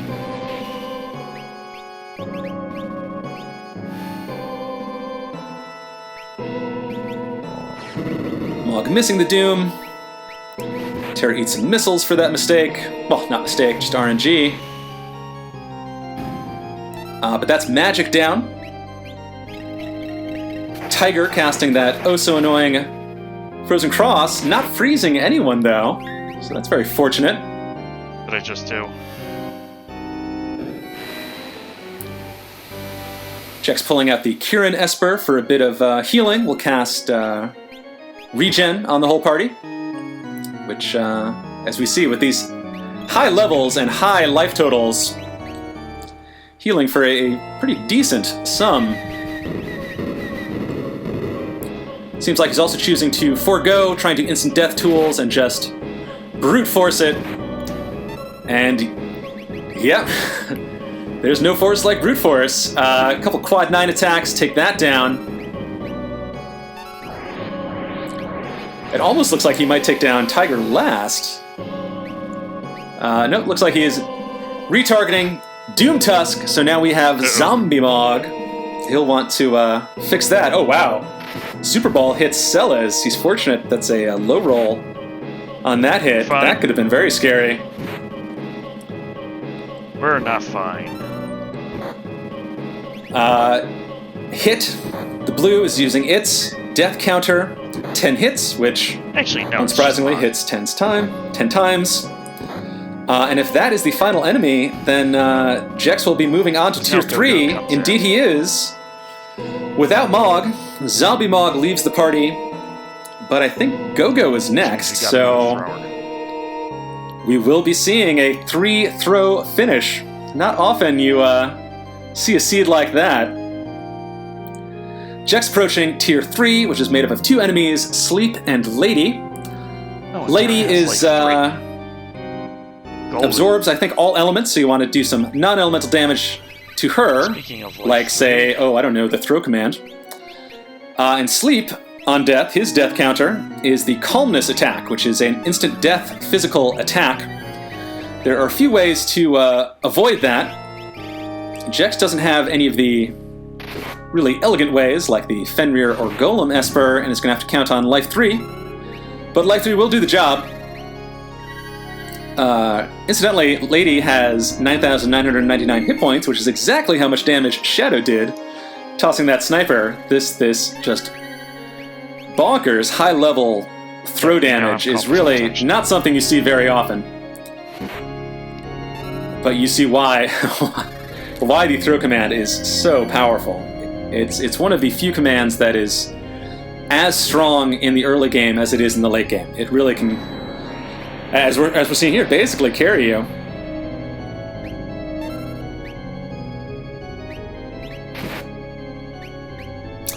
As we saw Celis swinging for a mere 600 damage. That is what happens with the Atma weapon when you have very low health.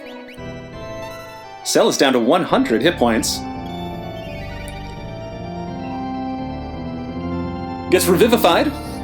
A uncommon use of Revivify. It can actually heal your party a bit. There's the calmness. Celis goes down. Life 3, Celis is back up. Calmness again. Interceptor blocks it for Shadow. Alright, we're fine. And Jex is on to final Kefka, ascending into the heavens to take on the Mad Clown, the Wacky Angel, the man who destroyed the world, the man you should never feel bad for, even though what's about to happen to him is going to look pretty rough.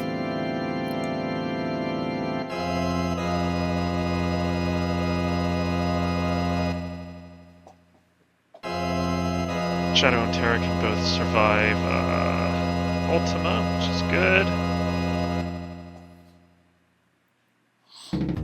So look at these super high levels at the end. Terra with 6,500 hit points. Shadow at 5,000. As Brianna enters her final Kefka fight, as we saw a Doom on the long arm there. But this is going to be the throw show on Jex's screen. Quad 9, Quad 9. Does Go Quad 9? Mode. He got him. Gotta be pretty close. Oh, a mere 7,000. I don't think Celis is going to do anything. Quad 9. Oh, pardon me, of course, the Super Ball. Why not Super Ball? And this is a slaughter. That's it. Goodbye, Kefka. There's the flash. Jeez. GG to Jex Vrock. A very, very strong showing, a very strong time. What was that, 1:46:55-ish? Didn't catch it exactly, but a very strong time in a very interesting seed. And of course a super strong finish, really showcasing the wacky things you can do with the throw command, and particularly an experience egg. I think Jex's smart use of the experience egg really paid off for him, and is really a showcase for what you can do with that relic. So again, GG to Jex. Really well played. Brianna not too far behind. We get to watch her ascent up Kefka's trunk? I don't know what you call this thing. It is all connected. Does that mean something? Who knows?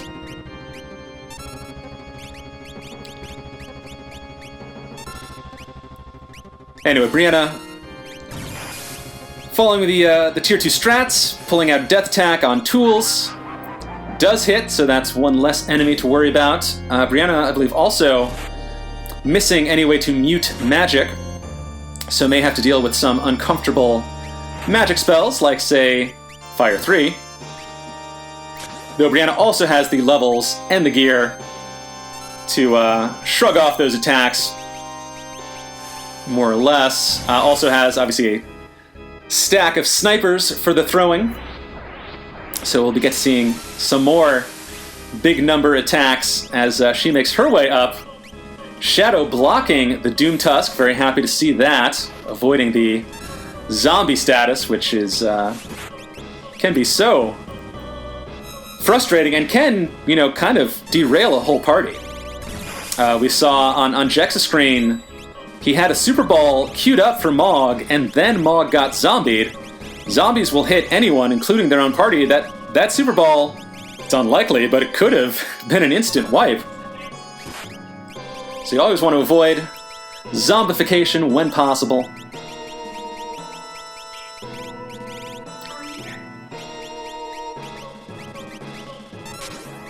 We're going to try to figure out what exactly to do with Sabin.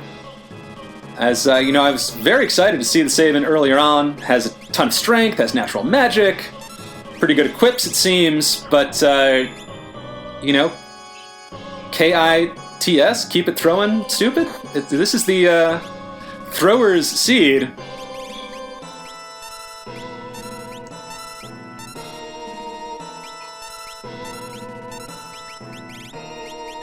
Though Brianna taking a bit of deliberation, playing it safe here in Tier 2, and certainly no reason not to do that.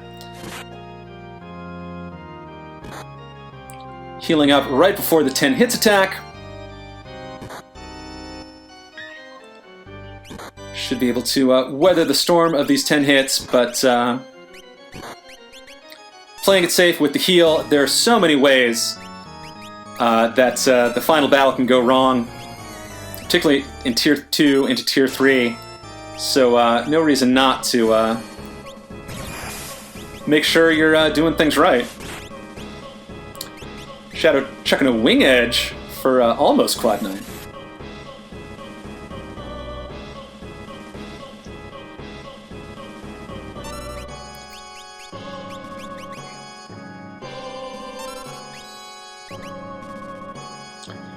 Magic casting Mute on Brianna's party. I don't think Terra or Shadow have cast a spell in this run, so not super worried about that. Probably a little worried about Tier 3. Again, like Jex, doesn't have a really elegant way to deal with the Calmness attack. Should have all the same Espers Jex has, though, so hopefully can queue up some Life 3s to bring the party back up. Worst case scenario. And obviously has the tools to take care of Lady with the non-elemental defense ignoring attacks of the oh-so-useful throw command. Oof. Sabin coming down from his jump with a Pearl Lance. Again, Lady absorbs pretty much everything.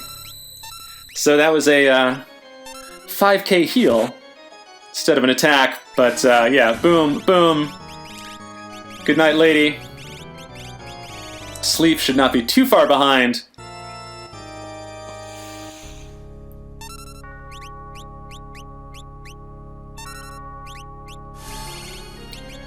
And there's, yep. Got the life 3. So going to queue up some of those. And should be able to survive Sleep. Unless something goes horribly wrong.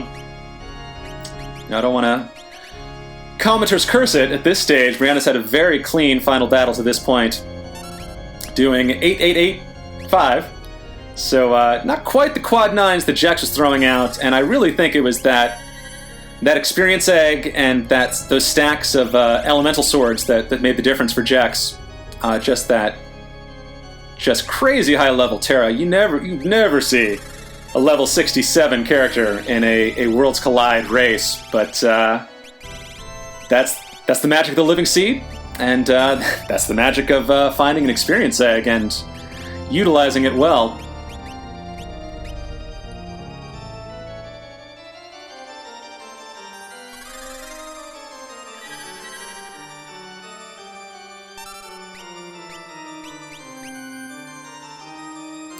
Queuing up the last of the life 3s to make sure her party has full protection.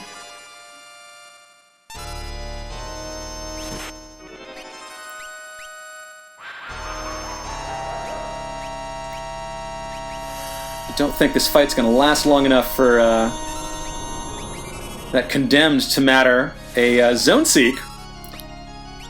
Very clever play.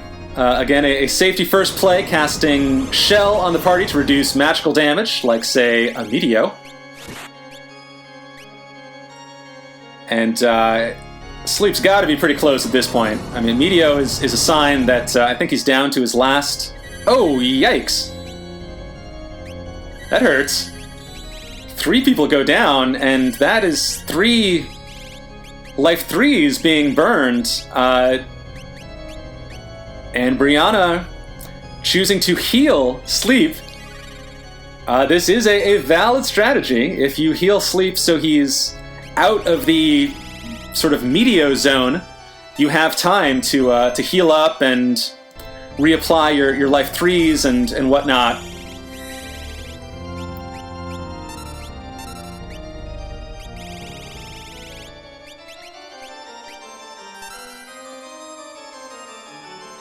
So this is, some conservative play, but certainly some very intelligent play. I love the thinking outside of the box strat of healing Sleep to avoid that low health attack. There's a Meteo again. And as you can see, yeah, just pummeling the party. Another Revivify, just to make sure he gets out of Meteo zone. And Brianna also pulling out Kieran.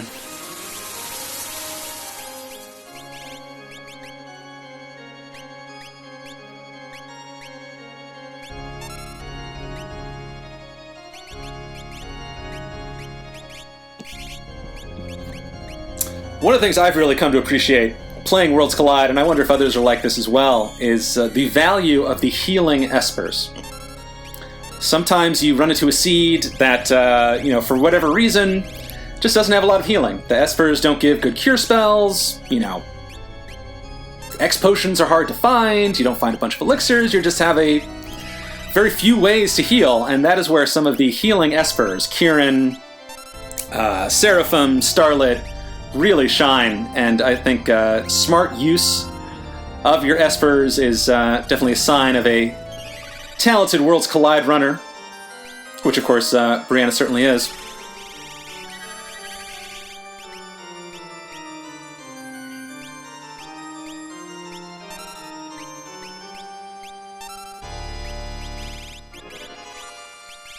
But is she positioned to take on Sleep and the spooky calmness attack, tossing an X-Ether, Ether, on Sabin to get his quick up.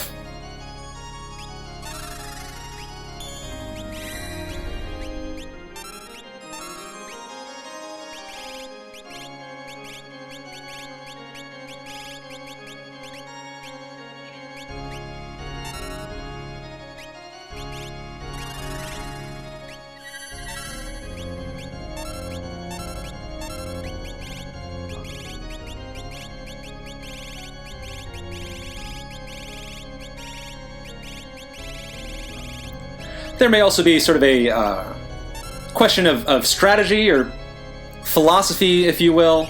Is it better to play it safe, make sure you get to Kefka with your full party so you can take him on at full strength? Or do you want to roll the dice a little bit, maybe have one, worst case scenario, 2 of your party members go down, but sort of rush to the finish and see if you can get over the finish line before things go too wrong? I don't think there's a right or wrong answer to that, but obviously Brianna taking the slow but steady approach. Well, I suppose it's not. Is that the best strategy for a race? Well, it is for some races. The Tortoise won with slow and steady.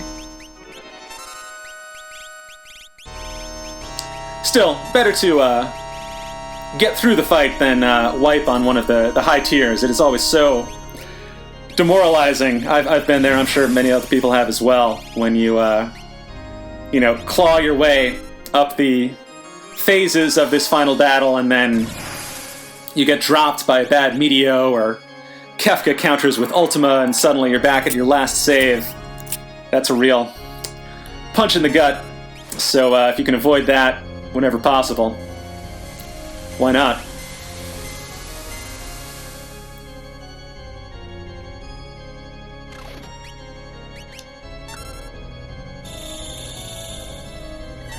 There's the calmness. There's the life 3. There's a second calmness. There's a second life 3.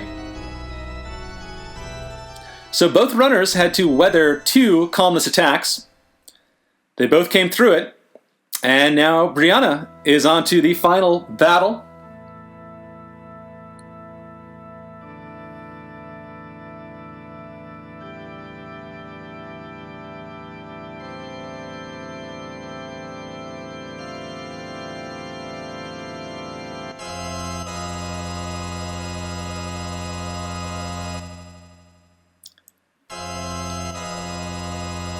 Quick side note, the music in Final Fantasy VI is so good. Just an all-time classic OST. And of course we get to rock out to Dancing Mad here at the end as we watch Brianna take down the perfidious Kefka.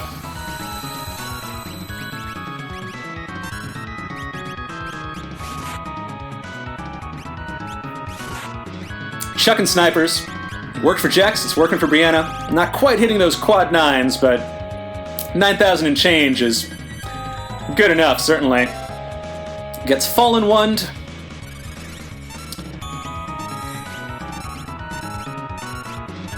So we see Sabin casting quick. Very unorthodox to see a caster Sabin. But I guess that's just one of the fun things that can come out of a living seed. Sabin has been the spell slinger of this party as Terra and Shadow have been tossing snipers, Brianna making smart use of her elemental absorptions to heal with Bolt 2. And now with Merton. Love to see that. But again, another example of, what do you do when you don't have conventional healing? Gotta find something. Elemental absorptions do the job. And of course, chucking snipers also does the job.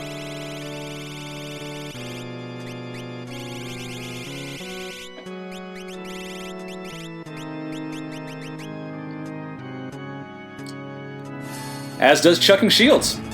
You can't take them with you, so it's the final fight.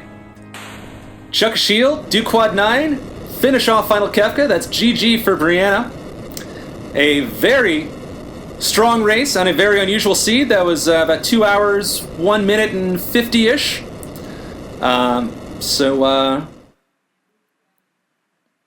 Very strong finish by both runners on a very fun seed. I hope everyone enjoyed watching it. I certainly enjoyed watching it and talking along with it. I am Fantastodon, and I enjoyed commentating this race between Jex Frock and Brianna Fofana. If you'd like to see more, well, that's what this YouTube channel is for. And of course, there's also the Final Fantasy VI Worlds Collide Discord, where you can talk with like-minded randomaniacs like us. And, thanks for watching, and stay tuned for more in the future.